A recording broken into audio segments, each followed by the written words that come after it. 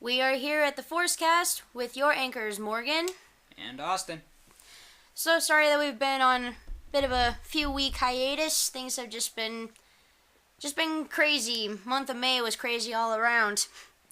Just had stuff going on. Some of us were out of town or just had other stuff going on. But we're back and we're ready to go.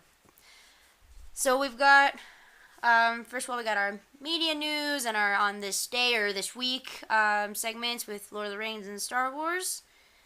Austin, do you have anything for Star Wars? Not really. There's one that I don't want to do, but I'll do it. Natalie Portman's birthday is in 3 days. Yay, happy birthday, Natalie Portman. Happy birthday.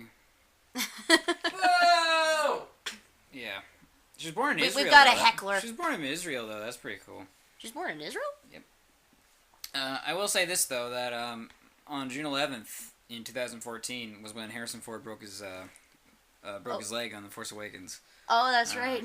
The door to the Falcon. Yep. Broke it. But he's fine. His own ship tried to kill him. That all for Star Wars? Basically, not a whole lot of interesting or important stuff. However, a lot of stuff's been happening in modern history, I guess. The Galaxy's Edge opened. Yeah. And I wish we could say we were big enough and famous enough to get invited, but obviously we're not. Yeah, just to leave it. Love that. I mean, it looks really cool. We'll get there. It will get there one day. I intend on going. I don't want to go to Disney at all, but I want to go there. Yeah, in my opinion, Disney is not worth it. Yeah, I know. That's why I don't want to go. Galaxy's Edge should be worth it. Yeah, no, we'll save up. We'll get there. Yeah, for Lord of the Rings this week, not so much either, other than in the Hobbit timeline, just the companies traveling east. Nothing. It says they entered the woods. Just says the woods. I don't know if it means Mirkwood Probably or... Mirkwood.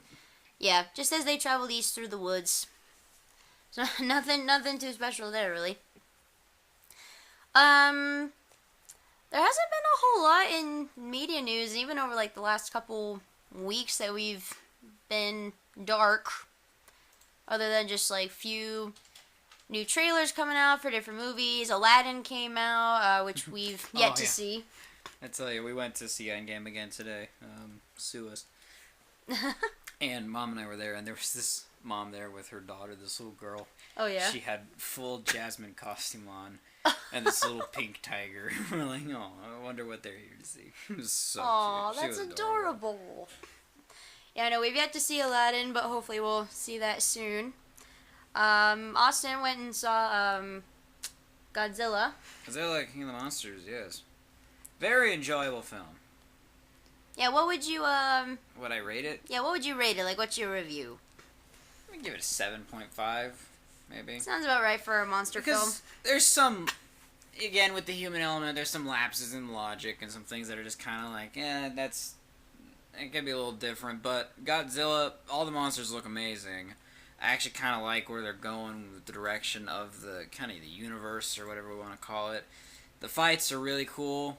Big monster fights. That's what we're here to see. Screw what the frickin' critics say. We're here to see a monster fight. It's a Godzilla film. We're not here for anything else. We want to see Godzilla fight a 3-headed dragon that breathes lightning. Okay? That's on the marketing. That's what we're here to see. And it was really cool. The effects look great. The effects are amazing. Like, honestly, they're beautiful. The monsters are really cool looking. They look pretty realistic. They are. And at least just from what I've seen in the trailers. Beauty of 21st century computer-generated imagery. But yes, they look great. There's some just really awesome shots that are just like, just eye candy, but still like, that's really cool. That's awesome. Like, yeah, this is what we came here for. Like, that's the stuff right there. I give it a 7.5 because it's an enjoyable film. It doesn't take much to entertain me, I think, but it's one of those things that it's an entertainment film. It's not a big story film. It's an entertainment film. But who cares, right? It's a Godzilla movie. Yeah, Paul and I'll have to see that here sometime soon, along with Aladdin. I also found out Austin discovered some more bad movies, possibly worse than Birdemic, which we have discussed in previous episodes. Both of these movies have both been made by the same director of Birdemic, James Nguyen. The first one's just boring. Honestly, the riff wasn't even that good. Oh, they riffed it too? We wouldn't just watch a James Lennon film. Well, that's what I was wondering, because you never said it was... we riffed it! You never said it was riff tracks. Why would we just watch a James Lennon film? Well, that's what I was wondering, because you never said you were Riff, riffing though. it. You just said No, they we were riffed more them. James Wynn films. No, we riffed them. Okay. Man, even the riff didn't save one? So, Birdemic was the third film he made. Oh. The first one is just really boring. What's that one called? It's called Julie and Jack. Oh. You know how we always say Endgame? Okay, in all honesty, Endgame does not feel like 3 hours. Julie and Jack does. And it's not even 3 hours. No, it's about half that time. Oh, gosh. And it feels like 3 hours. Heck, even Birdemic felt that long. Birdemic really feels long. Birdemic. I don't know how, though, but... You know James Wann's obsession with Hitchcock films? He has an obsession with Tippi Hedren. She was an actress in one of the Hitchcock films. He managed to get her for the first movie. Like, she's actually in it. Oh. Interesting. Yes, she's in it. As a character. But even she, a Hitchcock actress, doesn't deliver on a performance. That's disappointing. It's like, what? In fact, her scene is in Birdemic. They show it on the television. Oh, really? Which is stupid because the house that she's in where they go to visit her is Rod's house. He uses all the same locations in the same house. Like, it's the same house in both movies. Rod's house. It's the same. It's probably not even like a different like color or anything? No, it's probably James Wann's house. Like, it's probably his house. Hey, if he's low budget, might as well be. Not Pandemic. What? Pandemic. Pandemic. Birdemic. No, I'm thinking of the other film, the second one. Oh. Replica. Whoa, it's a replica. Is still bad, but it is on the level of it's so bad it's good. Like, Mom was wheezing the entire movie. Not just from the riff. At the movie or the riff or just both? how bad, both. How bad the movie was. Some lines, it's like, oh my gosh, this is a human being speaking these words. That's what Mom had texted me, because she said, you know, we're watching one of the James Wynn films. Didn't say which one it was, but she says, I am crying. I am laughing so hard. I mean, it was just that bad. And the worst part is the atrocious green screen that they employ through most of the film. It's like, oh my gosh. Does this mean we have to have another movie night sometime soon? We're gonna have to riff that. We showed I want to know what this is. We showed the rest of the her. You showed them? Yeah, that's what we did at after Family Home. We showed no! them Birdemic. That's right. You did. Oh, you Spencer was like, I want to see this movie. I'm like, we can't. It's also chock full of Birdemic jokes from riff tracks. So I'm like, it won't be as funny. Trust me. Like, it will be funnier if they see Birdemic first. There's some Jack and Julie or Julie and Jack, but they're not as relevant or as necessary because Julie and Jack is just boring. It's not even the riff doesn't even deliver on most of it. But there's some moments in this. Oh my gosh! It is like, what am I looking at? And it makes me angry. Those movies anger me. They're so bad.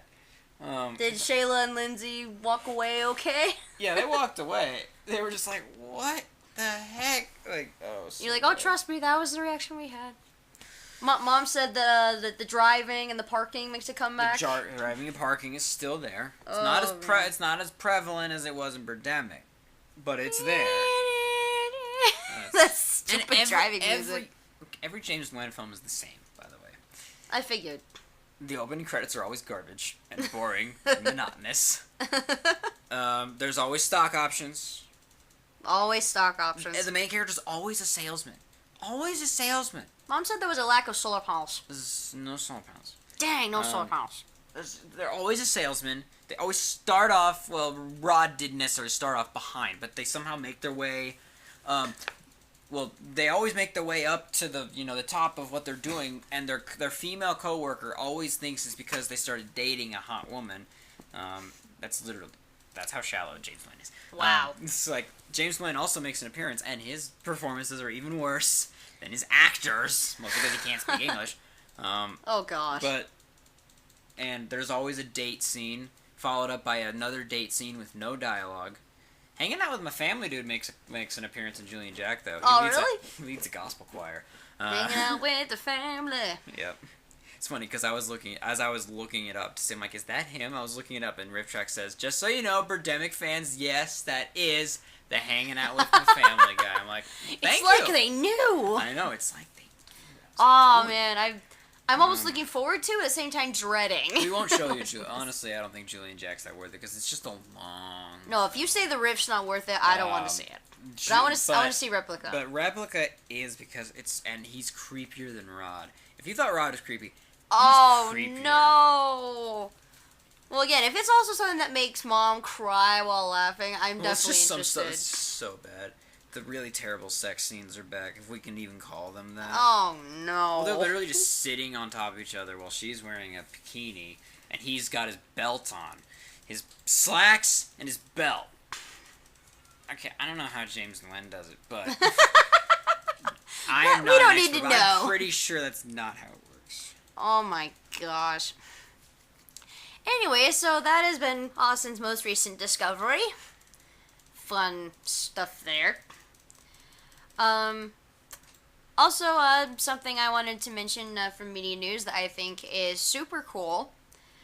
Robert Downey Jr. is pretty much really becoming Tony Stark in real life, because he recently announced a new coalition that he's creating, basically where, and it was at what was it? Oh, Amazon's Machine Learning, Automation, Robotics, and Space Tech Conference that was in Vegas. And he's opening a coalition, or wants to create a coalition that uses robotics and AI to pretty much clean up the Earth and reduce the carbon footprint over the next 10 years. Which, I don't know about you, I think that sounds really cool. And that's such a Tony Stark move. Using technology to help better the world. Why not? I mean, what are your thoughts on that? I think it's great because it's more viable than anything else anyone's suggesting. Yeah, no kidding. They're asking for these things that are just not viable. Like, California is making everything, every single building and home convert to solar energy, which is fine, but is driving up the housing market, and people already can't afford to live in California. That's why they're all coming to Idaho. Exactly. But it's like, yes, these are good ideas, maybe in theory, but they don't always work. And I like this because, yeah, let's clean up what we can. And of course, but the problem is some of like all this garbage that we see in like en masse in footage, that's from like natural disasters, hurricanes, tsunamis, right, that wash this stuff out of homes. It's not like we're dumping everything into the ocean. Now, there are a lot of people that do. I say there's plenty of humans things are that disgusting end up creatures. Like, I'll see people, it's like, there's a garbage can right here. Mm-hmm. And you just threw whatever it is on the ground next to the garbage can.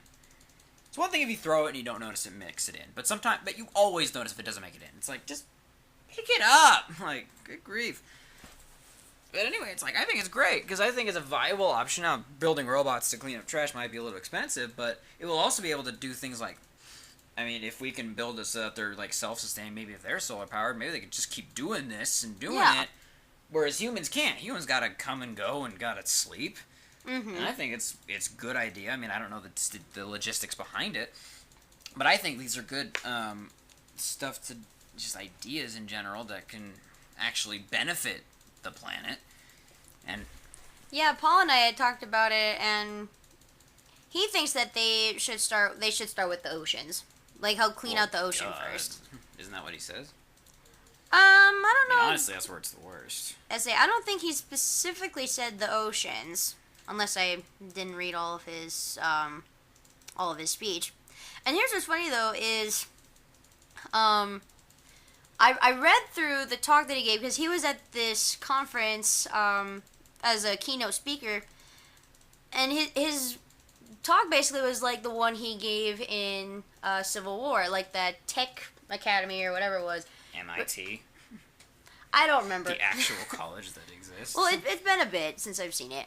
But, yeah, he's sitting there just talking, kind of being a little funny, cracking jokes, but also being serious. And then at the end of it, he goes, oh, yeah, by the way, boom, here's this bombshell. It's a good bombshell. Like, and so... Well, let's also probably point out, I think Tony Stark has more money than Robert Downey Jr. Robert Downey Jr. is worth a crap ton of money, but I think Tony Stark is worth more than... I know. I'm just talking about he giving the talk, and then at the end, it's like, oh, yeah, by the way, I've got this... Yeah. all of your projects are being funded and all this stuff. You all just are the recipient of the scholarship. In this case, he did the same thing. He talked about, he talked about the MCU and playing Tony Stark for 11 years. Talked about his drug addictions, his past, and a few other things. And then says, "Oh yeah, by the way, let's form a coalition. Let's do this. I want to do this," which I think is totally cool. He's definitely trying to stay Tony Stark, which why not? He's a good character. Yeah, and I think it's a better option than what, especially politicians. Politicians don't know anything. They just suggest these things that aren't good ideas. That are just, or some you're like, how are you going to get that to work? Yeah. Exactly, they just won't work. This is something I could very well see working. Maybe more in a private sector, but I think that's probably where it lies. Because the government can't fund itself, let alone an entire robotic army of ocean Well, it's definitely going to be a process, because it says over the next decade. Yeah, so it's going to be a while. But still, I think this is a good idea. I'm with him. I think it's a great idea. I think it's, exactly, because it's something we can do to actually help clean the planet, help to actually make things better. Mm-hmm. Some of these ideas are just, these probably won't help, and you can't make this happen. But that, I think, is a good idea. I think it's a great idea. So kudos to Robert Downey Jr. for coming up with a great idea. I really hope it works, and I look forward to seeing the progress. I saw a post. Actually, I'm going to share this now, because I saved it for this very purpose. Because Chris Evans has done something also recently. He helped create a website. It's basically a nonpartisan political discussion board. Oh. In essence. There's probably more to it than that. I haven't looked into it. But it's one of those that he wants people to just get out there and voice their opinions. Of course, try to do it in a civilized way. That's asking a lot. Yeah, that's asking a lot. But to try to do it in a way that maybe helps progress. The problem today is that people don't want to progress. They just want to make everyone their enemy. Mm-hmm. And really, he wants to especially go after people who are just hateful people. And so I saw this post. Fine, whatever. Pulling it up. So, this is a post. Says, so Robert Downey Jr. is using his fortune to try to save the world with tech. Chris Evans is trying to fight Nazis. Mark Ruffalo is big on going green. Guys, I think Jeremy Renner is going to go kill a bunch of people. Oh, no! Well, it's like we keep saying, everybody almost in the Avengers cast is pretty much their character in real life. Hopefully this means Scarlett Johansson is going to, undertake, saving the world from pirates and world disasters, and I don't know exactly what become a spy. I don't know exactly what Nat was doing in Endgame with the rest of the Avengers. It's kind of foggy as to what was actually being done. I think she was just running the Avengers base or something. I don't really know. Because they were handling everything from intergalactic pirates to world disasters, so I'm like, I don't know exactly what's happening here. Oh, that Jeremy Renner's gonna go full on psycho and kill people. He was killing gangs, bad people. It still didn't justify it, but still he was doing it. People in Japan, look out! He went to Mexico too. They said that. Oh, he did. Oh, that's he was going around killing gangs, people he didn't feel like deserved to survive this. See, I forgot because last time when we went with you guys, that was when Paul arrived late and I had to go give him his tickets. So I missed that scene where they talked about all that. He was traveling the world killing bad people. So it's like, okay, it's not a bad thing. At the same time, you don't really want to condone murder. So, Jeremy Renner, please don't go crazy. I'm sure he's fine. Yeah, I'm sure he's fine. Don't go killing people. Well, kudos to Chris Evans as well for that endeavor. Hopefully that'll work, and hopefully RDJ's thing works as well. I really hope it does. On the subject of RDJ, we come to the topic that we have chosen for this week, which is the Sherlock Holmes movies starring RDJ and also Jude Law. The reason that I brought this up anyway, I brought up the topic, was because Paul and I took a trip to Utah these last few days, and whoa, that's amazing. Sorry, Austin, just showed me something. And we watched those two movies just while we were on our trip, and they're just kind of fresh on my mind, and it's been a while since we've seen them or talked about them, and I think they're great movies, frankly. And I really hope now that both, well, let's say Jude Law, I knew he was definitely probably done with MCU because he was just in the one movie. But now that RDJ is done with the MCU and hopefully is a little more freed up, they can finally get to the third Sherlock Holmes movie. I think they've mentioned that they are going to be making the third one. they've said, or like, I think the third one was like announced like 3 years ago, but they're so busy.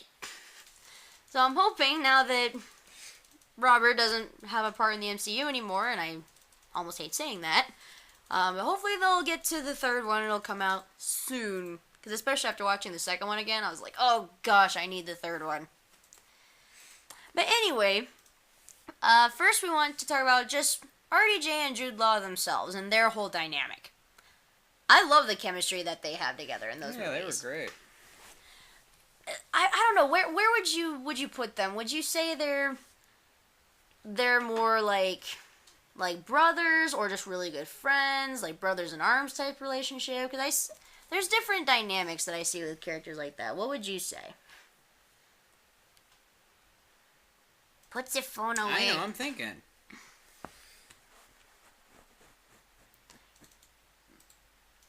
Because I feel like when you look at like the Benedict and the Benedict and Martin versions from Sherlock, I don't know, I don't get the brothers vibe from them. I just get more like just very close best friends. Yeah, I get a brothers vibe from Law and Downey. Law and Downey.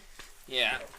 Yeah, that's kind of what I feel, especially the way that like their banter and stuff together. It definitely seems, yeah, the way they fight. It ranges on brothers / old married couple. I think they've always Benedict been that and way. Martin have that as well, though. Whoop! There go to Mike. Oh yeah, they definitely have the old married couple fighting. I don't know. I don't know really any other versions of Sherlock and Watson, other than those two. But I feel like that's probably a common thing, maybe. That like from the stories they had that kind of old married couple banter. Yeah. Oh yeah, that's kind of how. I mean, they were roommates. That's true. I feel like they had a bit of a closer dynamic, like better chemistry in the second one, kind of. Especially because, like, Law in the second one was definitely a lot more sarcastic with Holmes. It's been a while since I've watched either of those, but yeah, I think you're right, yeah. Well, like, when he shows back up at the house in the beginning of the second one, you see just the foliage and the trees and everything, and he's not like, you know, oh my gosh, what have you done in the room? He's just like, oh, your head needs trimming. Like, he's just so casual about it, like, okay, this is nothing new. He's just walking through, seeing all these wild animals, and he's just like, okay. Holmes is nuts, but this is how he is. See, here's how I can tell. I don't know. Here's how I can tell Guy Ritchie is an American. The fact that an American is playing Sherlock Holmes is astounding, because the British are very particular. I'm sure they are. Like, I'm surprised Great Britain even allowed an American to play Sherlock Well, hey, Holmes. guess what? We got a Brit playing Spider-Man.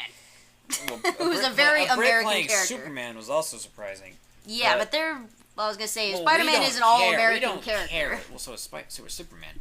Superman's not American, he's Kryptonian. Yeah, but he was marketed as an all-American superhero, you know. But still. No, if we had a Brit playing Captain America, then maybe we'd have a problem. Well, we have a Brit playing Batman now. That's in the media news. Well, that's been 2 Brits. Christian Bale was a Brit. That's true. I guess, yeah. Christian Bale was a Brit, and he was the best Batman. So Yeah. I still think Will Arnett should be playing Batman. I agree. Just saying. But anyway, back to... Best Batman. Well, I'm like... I don't know, I forgot, because it's been a while since I've seen the Sherlock Holmes movies until this past week, but I forgot how good RDJ is as playing a Brit. Yeah, he's got a good accent, definitely. He's yike! My bad, Don't sorry. knock over the Almost knocked over the mic. Oh yeah, he's great. I remember very much enjoyed him. And it's such a very different character than Yeah, Tony Stark. It's a different iteration of Tony Stark. I thought you were going to say than Benedict. No. Shaw. I mean, yes, it is different, but I mean, just looking at RDJ, like, you look at Tony Stark, and then you look at Sherlock, and you just go, wow, these are, like, 2 totally different characters, but he does it so well. That's what actors do. I mean... Well, I know, but I mean, you get some where they sometimes just There play are similar still plenty characters. of moments where it is just Robert Downey Jr. being Robert Downey Jr. Oh, of course. I think every one of his characters is like that. That just has this slight little smarmy humor to him. And it's just like, yeah, that's him. Oh, but he does it so well. He does a great job. I enjoy those movies. I know there's people probably that don't, but I'm like, I enjoy these movies. Well, I remember, like, our Uncle Dusty didn't like him as much because he's like, they made Sherlock Holmes like an action hero. He's not an action hero. I'm like, it's a Guy Ritchie thing, alright? That's what he does. Well, see, the bad thing is I hate when people say, like, you know, who's your favorite Sherlock, because then you have to choose between the two. And it's like, I can never choose. I can't, because they are so different. I know, I think Benedict is better, though. Mm-hmm. What I like about the Downey version is he's not as stoic as Benedict. No. I mean, while I like the stoic interpretation that Benedict does, I just feel like there's a little more depth and emotion to the Downey one. I kind of like that just a little better. Yeah, there is more of an emotion side to him. But Sherlock, I think, well, I've read some of the stories a while ago. Yeah, you know more about the actual stories. Not a whole lot. I read a few of them a long time ago. Mm-hmm. I couldn't really tell if he was supposed to be more of the or of the high-functioning sociopath that they made him in Sherlock. I don't know, maybe that was just to make it a more kind of modern interpretation, but again, that's hard to say. Yeah, and again, like there's a more brotherly bond between Holmes and Watson in this one, which I really like. Yeah, I like that, and they were good together. They were really good together. And will you quit that? Sorry. He's knocking over the mic. Move it over here. My favorite thing is like throughout the two movies, you know, Holmes will do like these kind of like wacky things, and Watson doesn't really like actually try and like stop him. He just kind of points it out, like when he says, you know, you're drinking things for eye surgery or you're drinking embalming fluid. He's just like, no, don't drink that. He's just like, you know, you're drinking that, right? Yeah. Okay. And then he just lets him keep doing it. Like later in that scene, you know, he pours himself a drink of scotch or whatever it is that Sherlock has, and Sherlock just keeps drinking the formaldehyde, and I'm like, dude, you're the doctor, shouldn't you be stopping him? But he's just like, nope, I know he's crazy, I'll let him do it. It's so fun. Also, I don't know if it's true, but I'm not sure how I feel about Wonder Woman's new outfit. Sorry, random change. I'm on Instagram and I just saw him. I don't know if it's true or not. I don't know if I'm a big fan of it yet. I think it's true. I've seen multiple sources. I mean, I don't get a good look at it. And not just because of the look of it, but also just the fact that it doesn't add up with the timeline and the fact that in Justice League she has the exact same outfit that she had first Wonder Woman. I'm not questioning what happened to this armor? We'll find out, I guess. Sorry, random tangent. No worries. Let's see. Who's some other people in those movies we can talk about? Mark Strong, in the first one, played Lord Blackwood. Mark Strong's great. Yeah, the antagonist. I like him. He's a good actor. He's good at playing creepy. Like, and this was a religious creepy, which I don't know why, but I feel like when you have those, like, kind of religious type characters that are evil, they're almost creepier than other, like, villains. Don't you think?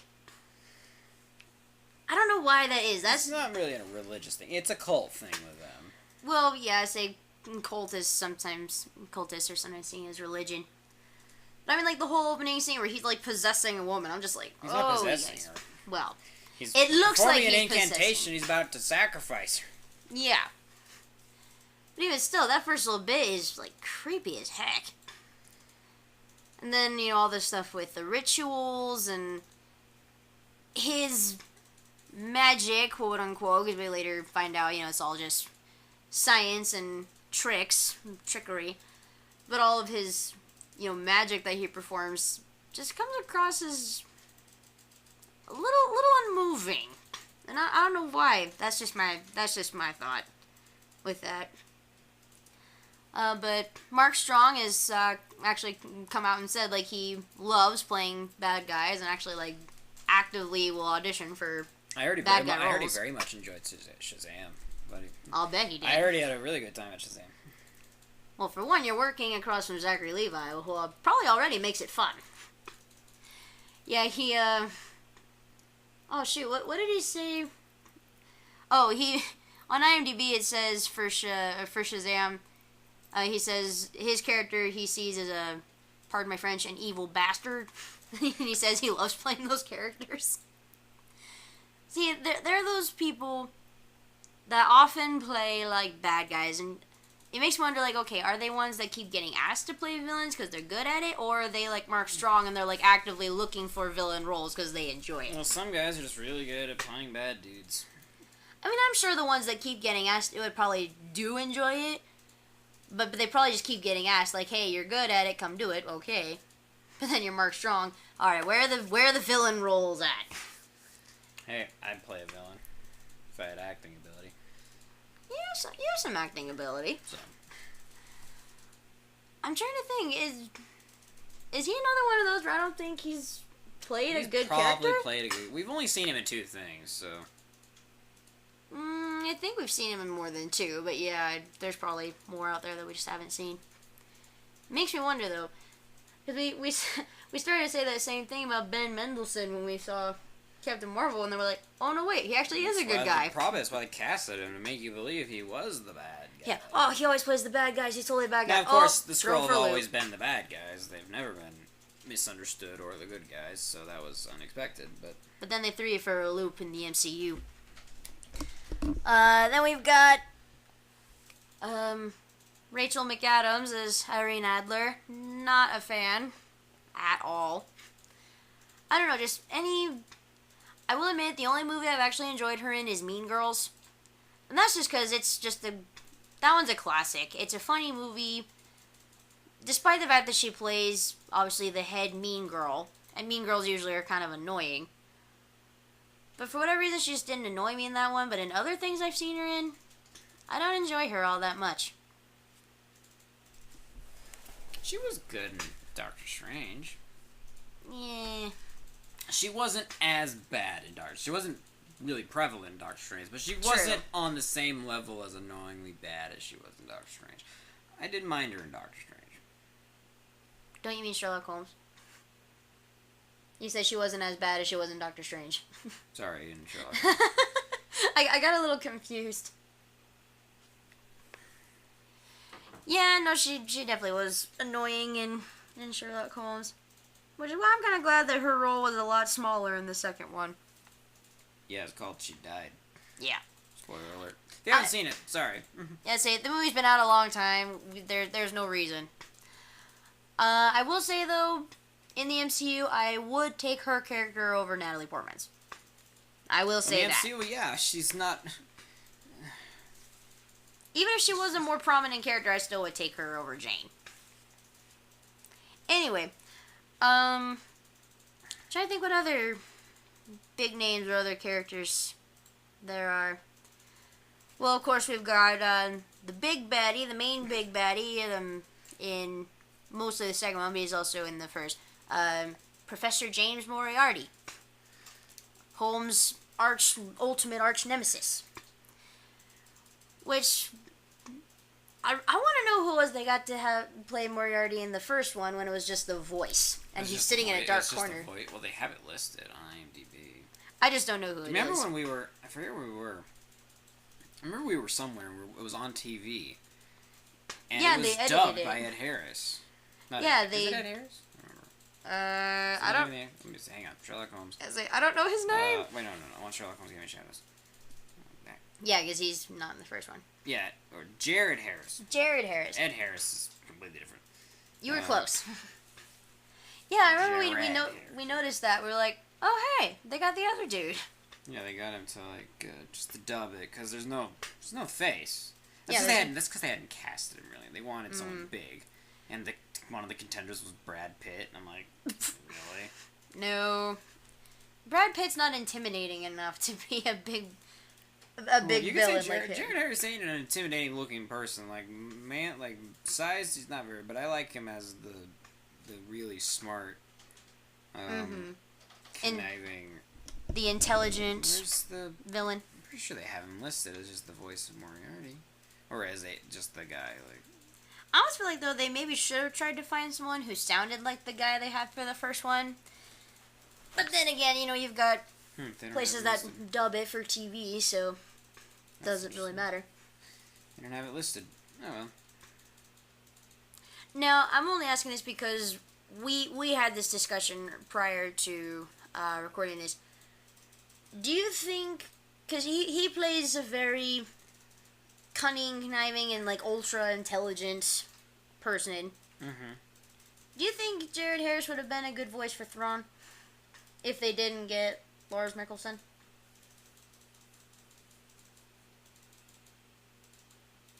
He's thinking. Maybe. Maybe. I think, well, he would make a good Imperial officer. That's for sure. Because he's British. The reason why Lars Mikkelsen works is because he's not British. Yeah, what is he? Is He's he Danish. Danish? He and Mads are Danish. Right. It's the fact that it's a different accent that, I mean, it's not like it's it's just kind of an alien accent. Everyone in the Empire is British. Not everyone. Most of the officers in the movies and the TV shows, they're all British because British people are apparently evil. But Thrawn's different. He's an alien. So I like the fact. Now, I have no doubt that probably Jared Harris could do some sort of an accent that would make him sound a little more alien. Possibly. But I like the fact that he's different and just the voices are very similar. So I could imagine him doing a pretty decent Thrawn, but I don't know how his other accent sounds. Mm-hmm. Yeah, Jared Harris's dynamic with Downey in the second one I thought also worked very well. Just the clashing of the minds, playing the game as they kept referring to it throughout the whole movie. I thought they worked pretty well too. Their nemesis dynamic, especially in I'd say like the second or third to last scene when they're having the chess game and then the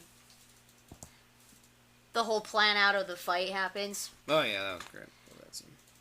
I remember the first time we saw, he's sitting there going, okay, this is how I'm going to take him out. And then all of a sudden, Moriarty comes in, he's like, come now. And they're like, oh, shoot. Like, oh yeah, he's switch it up here. same level. Oh, there we have the boxing champion of Cambridge. You see, it's an interesting thing. The position that Holmes grabs him in by kind of like trapping his arm and putting his legs up. Oh yeah. That's actually based off of a drawing, or a painting. That's like an actual classic painting that someone did, imagining the scene at the fall of the Reichenbach. Really? Yeah. Oh, I didn't know that. Because this is an actual thing. Because like when Sherlock Holmes fans hear in the earlier parts of the movie hear Reichenbach, they know exactly what's happening. Yeah, see, that was in the books. I didn't know about that was the book the first time.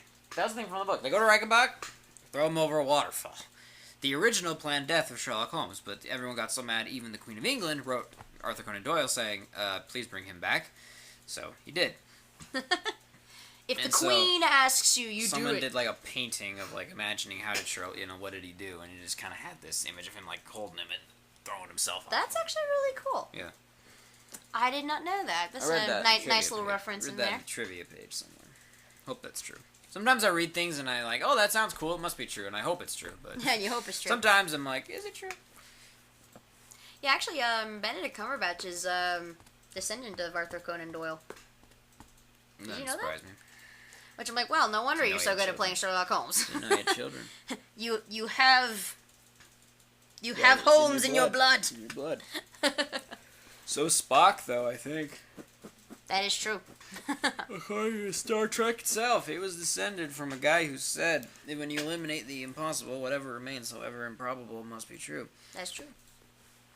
See, now that I know that, it makes me wonder, like, what other things in the Sherlock Holmes movies were, like, little references to, like, the other Well, stories. like, I just read one, like, the thing you mentioned about, what's meant for eye surgery. That's a reference to Sherlock Holmes' book, Cocaine Addiction, because they used cocaine for eye surgery back in the 1890s. Oh. See, like that, I didn't even know. Yeah. It's a subtle thing, but...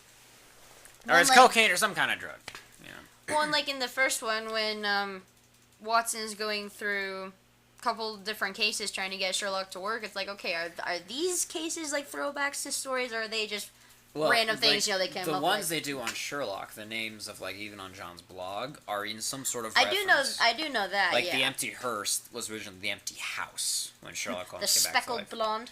Speckled band. I read that one. I read that one. Oh, you read that one? I did read the Speckled Band. It was very cool. I was actually, no wait, and there was Scandal in Belgravia. Scandal in Bohemia was Irene Adler's introduction to the universe. Right. But also in terms, I'm just going to jump back and forth as I think of them, but when Watson gives the eulogy, that is pretty much verbatim out of John Watson's eulogy for Sherlock Holmes when he first died. Oh, really? Died, quote unquote. I guess I should have known that. There was another one that I just thought of from Sherlock. Oh yeah, when Sherlock in the first episode, when he's 3-patch problem. Oh yeah. That's a reference because of course this Sherlock doesn't smoke, so he uses nicotine patches, and he says it's a. And John Watson, if you haven't seen the show, John Watson comes in and he's like, "Why do you have 3 nicotine patches?" He's like, "It's a 3-patch problem." That's a reference because in the books, John walks in on Sherlock. He's like, "That's your 3rd pipe." And he's like, "It's a 3-pipe problem." Sherlock Holmes in the 1890s. I thought I remember hearing somewhere that was a reference. There's references everywhere, especially when it comes to Moffat. There's always references that are so subtle you gotta pick up on them somehow. See, I just don't know about Guy Ritchie, and if he knew. I think Guy Ritchie knows pretty decently because there's definitely a lot in there. You know, come at once if convenient, if inconvenient, come all the same. I did know that one. Of modern Sherlock have uttered that. That is from the book. I did know that one for sure. That's from. But there are a lot of references, a lot of Easter eggs, nods. Yeah, see, now I'm wondering. I'm pretty sure that probably in the trivia they probably have some stuff. There's also the character of Mary. Mary's been like almost a problematic character for me.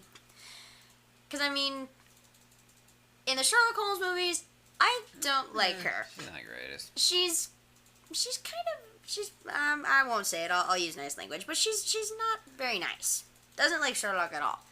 I get it at first how he kind of embarrasses her, and that's grounds maybe not like someone for a little bit.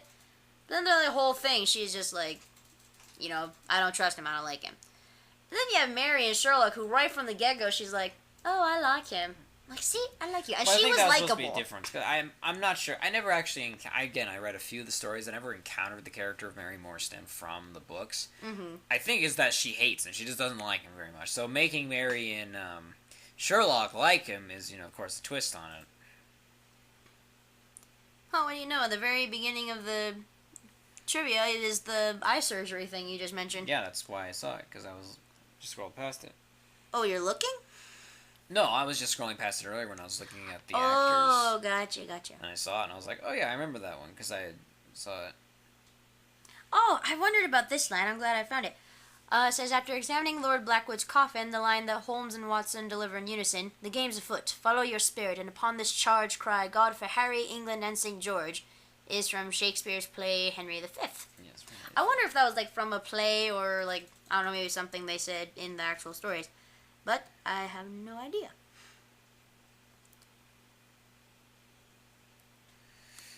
And then it said Guy Ritchie actually asked for the elementary Dear Watson line to be dropped. Why, man? That's such a fun line. Everyone knows that's a classic Holmes line. Although he said it's a cliche line. It is kind of cliche sometimes. Yeah, but at the same time. Well, by the way, also in media news, apparently Dark Phoenix sucks. Oh, that's no surprise. Yeah. A lot of the X-Men have kind of sucked recently. Other than the first couple with McAvoy and Fassbender. This is funny. Robert Mallet, I think is his name, the guy who played Dredger, accidentally knocked out RDJ while filming a fight scene. Which I'm not surprised, that dude's huge. Big guy. Granted, everyone's probably big in comparison to RDJ, but... So true. He's a very short man. He is a short man, but that dude definitely is big. He's very big. There's also the reference where Holmes calls Irene woman. Yep, that's because he referred to her as the woman. Yeah, as the woman and just woman. He referred to that a lot in the books. Mm-hmm. Rachel McAdams, Jude Law, and RDJ reportedly did most of their own stunts. All of which have also starred in Marvel Cinematic Universe movies. Yep, all 3 of them. Yeah, see, RDJ, I'm not one of them made the Marvel Cinematic Universe. Yep. Let's just face it. That's the truth. Oh, here's one. The film contains numerous references and allusions to the Sir Arthur Conan Doyle stories and novels, including The Game is Afoot. That's an obvious one. Yep. The phrase, because I was looking for it, from the story Silver Blaze. You have the grand gift of silence, Watson. It makes you quite invaluable as a companion. That's from the story of The Man with the Twisted Lip. Some of these titles I look at and go, this is interesting. Crime is common, logic is rare. The Adventure of the Copper Beaches. This is actually one of my favorite lines. My mind rebels like stagnation. Give me problems, give me work. That's the sign of 4. Which in the show Sherlock is signs of 3. Mm-hmm. It makes a considerable difference to me having someone with me on whom I can thoroughly rely. That's from the Boscombe Valley Mystery. This is a good one. Data, data, data. I cannot make bricks without clay. I remember that one. It was from the books. Also, The Adventure of the Copper Beaches. This one I figure is also probably from the books. One begins to twist facts to suit theories instead of theories to suit facts. That's from A Scandal in Bohemia. I remember that one. Which I'm kind of like, okay, can the Marvel and the Star Wars fandom learn that, please? Instead of twisting facts to suit theories. Then this last one here, there's nothing more stimulating than a case where everything goes against you. That's from The Hound of Baskervilles. I think I read that one. I was about to ask, did you read that one? Maybe. I don't remember. I'm still kind of looking through here.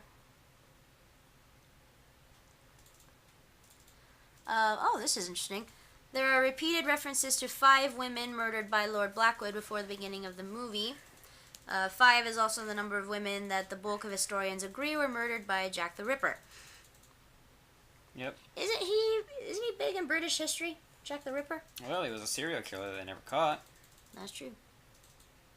They reference him in Sherlock too, I believe. That's How I Did It by Jack the Ripper. Yep. RDJ actually read a lot of the Sherlock Holmes stories. Jack the Ripper. He actually read a lot of the Sherlock Holmes stories to learn more about the character. This is interesting. When Sherlock says, "Now that you're sitting comfortably, I shall begin explaining Blackwood's plot," it is reference to a BBC children's radio program from the 50s, Listen with Mother, which was famous for its opening line, "Are you sitting comfortably? Then I'll begin."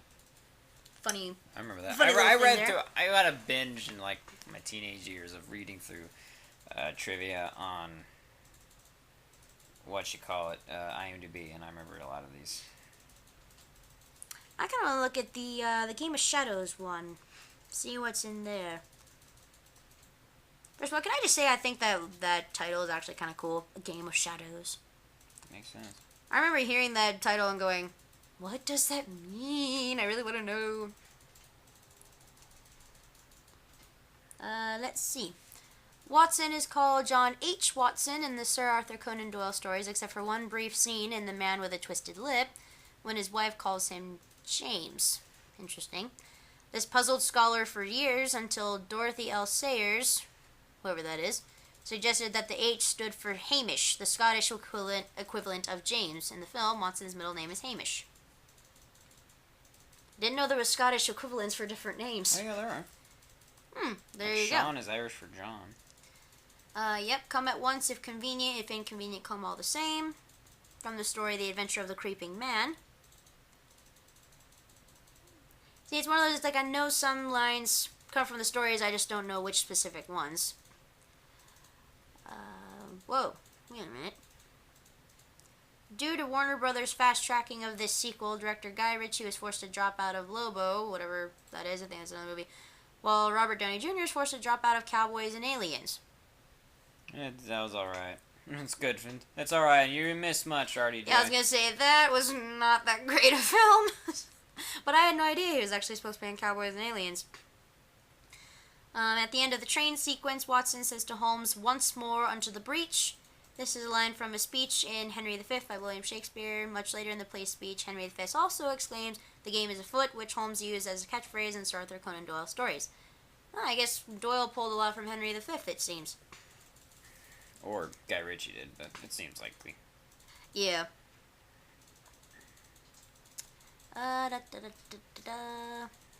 At the beginning, when Watson is typing, the camera pans over typed excerpts from Sir Arthur Conan Doyle stories, including The Blue Carbuncle and A Study in Scarlet. Well, there's another one from Sherlock, Study in Pink.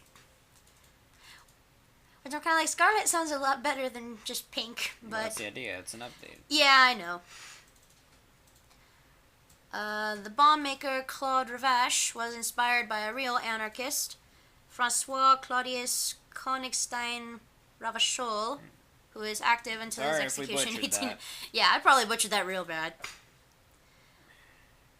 Brad Pitt, Gary Oldman, Daniel Day-Lewis, Sean Penn, and Javier Bardem were considered to play Professor Moriarty. Yeah, I don't like any of those options. Javier Bardem's okay, but not for a British villain. Do you agree? You know who Javier Bardem is, Yeah, I know. right? Okay. He's in Skyfall. He's the bad guy in Skyfall. Well, he's also in the latest Pirates of the Caribbean. Also true. Yeah, he's okay, but not for a British one. Looking at who is supposed to play Sim, I don't know. Oh, Marion Cotillard was considered to play Sim. No thanks. Don't like her either. And then here's another one of those actor connections things. Stephen Fry, who is Mycroft, which you can probably talk about him too, appears in The Hobbit, Desolation of Smaug, and Battle of the Five Armies. Also in that film was Christopher Lee, who has played both Sherlock and Mycroft, as well as Benedict Cumberbatch and Martin Freeman, who appear together in Sherlock. A lot of Sherlock Holmes connections in that one. There are a lot, yes. Which I keep forgetting that Christopher Lee also did play Watson. I remember he played Sherlock, but I keep forgetting he played Watson. Let's see. Oh, RDJ and Jared Harris were in another film together back in '94, Natural Born Killers. Happens a lot. Oh yeah. You can probably look at any movie really, and it'll say this person appeared in a movie together, or Yeah, again, that happens a lot. So. yeah, or in like today's world, these three people all appear in the MCU, like what we said earlier. Everybody's in the MCU.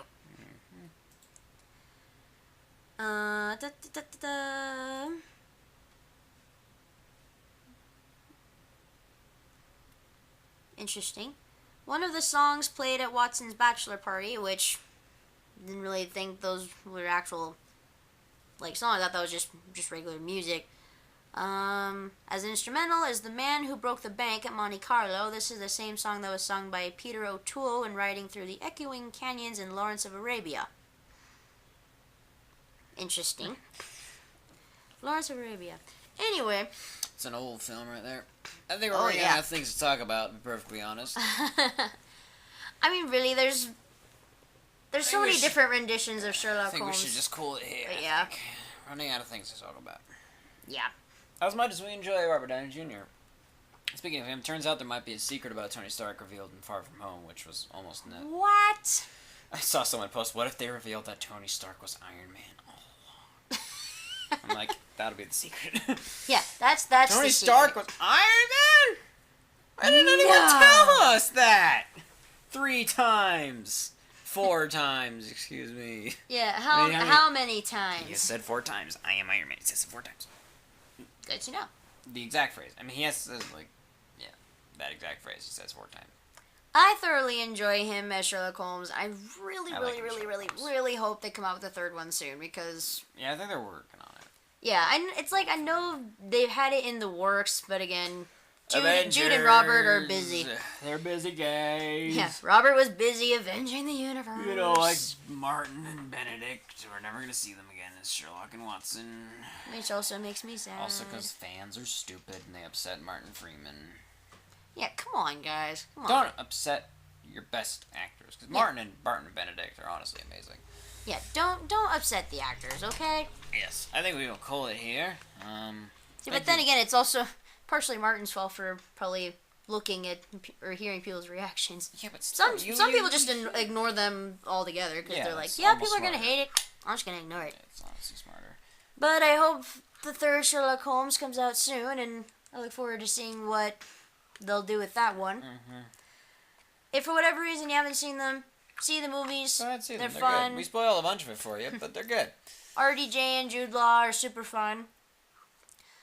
And if you haven't seen Sherlock, what's wrong with you? Go watch it now.